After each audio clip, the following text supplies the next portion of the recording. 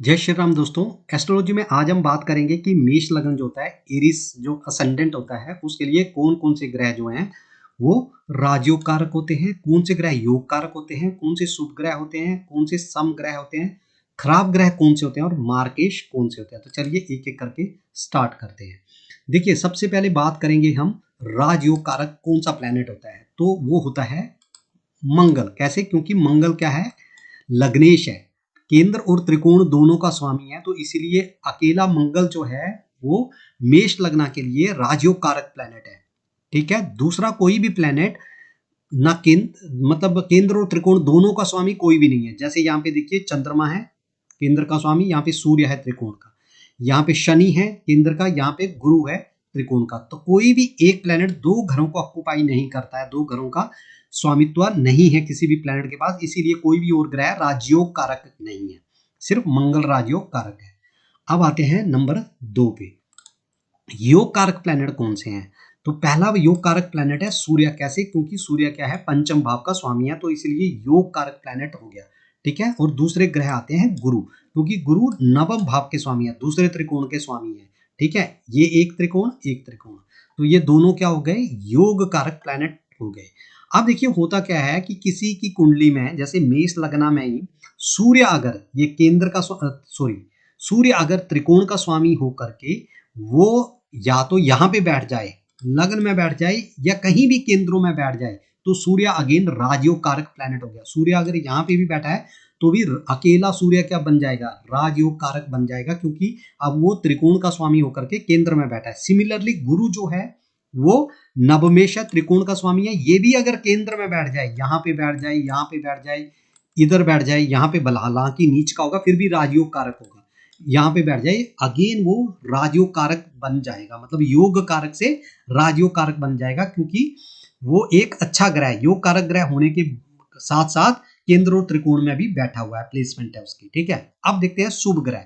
तो जो मेष लग्न होता है इसके लिए शुभ ग्रह है चंद्रमा है, मतलब बाकी के तो सारे शुभ हो ही गए ना।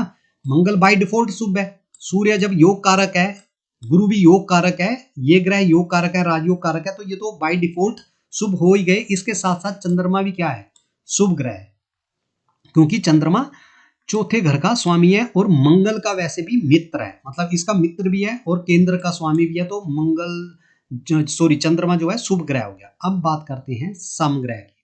कौन सा ग्रह सम है? वो है शनि। कैसे? शनि देखिए 10th लॉर्ड है और 11th लॉर्ड है, मतलब एक केंद्र का स्वामी अच्छा हो गया, एक खराब भाव का स्वामी। ठीक है। और शनि और मंगल आपस में सम में, वैसे शत्रु भी हैं पर सम रहते हैं, न्यूट्रल रहते हैं थोड़ा सा, तो इस ग्रह को सम बोला जाएगा। लेकिन फिर भी इसकी प्लेसमेंट पे डिपेंड करेगा कि इसकी प्लेसमेंट कुंडली में कहां पे है।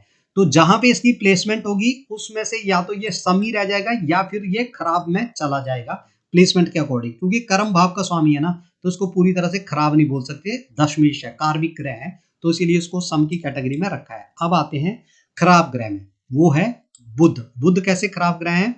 क्योंकि बुध के पास दो प्लेसमेंट है, छठा घर जो कि एक खराब घर है, ठीक है, और तीसरा घर, दोनों खराब भावों का स्वामी है बुध, इसीलिए इस कुंडली के लिए बुध जो है अति अशुभ प्लैनेट है। अब बात करते हैं मार्केश की, वो है शुक्र। शुक्र मार्केश क्यों है? क्योंकि जैसे मैंने अपनी पिछली वीडियो में आपको समझाया था कि जो मार्केश होता है सेकंड लॉर्ड और ये 7th लॉर्ड प्रबल मार्केश होते हैं, तो यहाँ पे शुक्र दोनों ही है, 7th लॉर्ड भी है और सेकंड लॉर्ड भी है, 7th लॉर्ड है और सेकंड लॉर्ड भी है, तो शुक्र क्या हो गए, इस कुंडली के लिए शुक्र जो है वो प्रबल मार्केश हो गए। अब देखिए, थोड़ा सा आपके मन में क्वेश्चन आ रहा होगा कि मंगल जो है वो भी अष्टमेश है, लेकिन मंगल क्योंकि लग्नेश है तो अष्टम का दोष नहीं लगेगा, इसीलिए वो राजयोग कारक प्लैनेट में आ जाते हैं।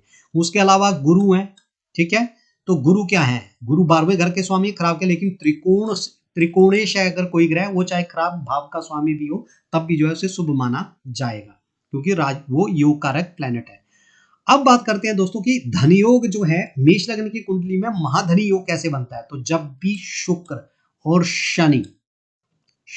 शनि आपस में कहीं भी बैठे हों, एक दूसरे से संबंध बनाते हो, एक दूसरे को देखते हो, एक दूसरे के घरों में हो, तो ये जो है इसे एक महाधनी योग कहा जाएगा। राजयोग तो नहीं बट महाधनी, ऐसा व्यक्ति जो है ना बहुत ज्यादा पैसा कमाएगा अपने इनकी दशा महादशा में, या इवन राजयोग कारक प्लैनेट की दशा महादशा में बहुत ज्यादा धन कमाएगा अगर शुक्र और शनि एक साथ बैठ जाए, तो ये महाधनी इसे योग बोलेंगे।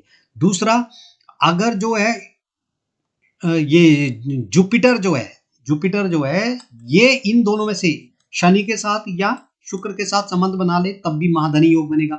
सूर्य जो है वो भी शुक्र के साथ अगर जैसे संबंध बना ले, शनि के साथ तो उसकी शत्रुता है, मतलब सेकंड लॉर्ड के साथ संबंध बना ले त्रिकोणेश होने के साथ साथ, तब भी क्या होगा, वो धन योग उस कुंडली में बन जाएगा। अब दोस्तों एक और बात करते हैं लास्ट, वो ये है कि कुंडली में ऐसे कौन से ग्रह हैं जो आपस में बैठ जाएं तो बहुत ही सुपर अच्छा। ठीक है, अकेले अकेले तो ये मैंने बता दिया राजयोग कारक। अब अगर युतियों में बैठे तो सबसे पहले सूर्य और मंगल।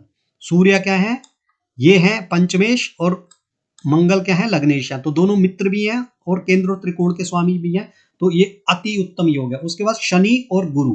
ठीक है, शनि क्या है, ये है नवमेश है, और सॉरी गुरु नवमेश है और शनि दशमेश है, तो नवमेश और दशमेश अगर साथ में बैठ जाएं, ठीक है, तो बहुत ही बड़ा राजयोग है, तो ये बहुत ही शुभ योग इसे बोला जाएगा। फिर शुक्र और गुरु, शुक्र क्या है, सेकंड लॉर्ड है, ये गुरु के साथ बैठ जाएं तो भी एक इसे राजयोग बोला जाएगा या महाधन योग बोला जाएगा। उसके बाद गुरु और चंद्रमा, एक केंद्र का स्वामी और एक त्रिकोण का स्वामी, तो अगर चंद्रमा और गुरु भी साथ बैठ जाएं तो ये भी एक बहुत बड़ा राजयोग होगा।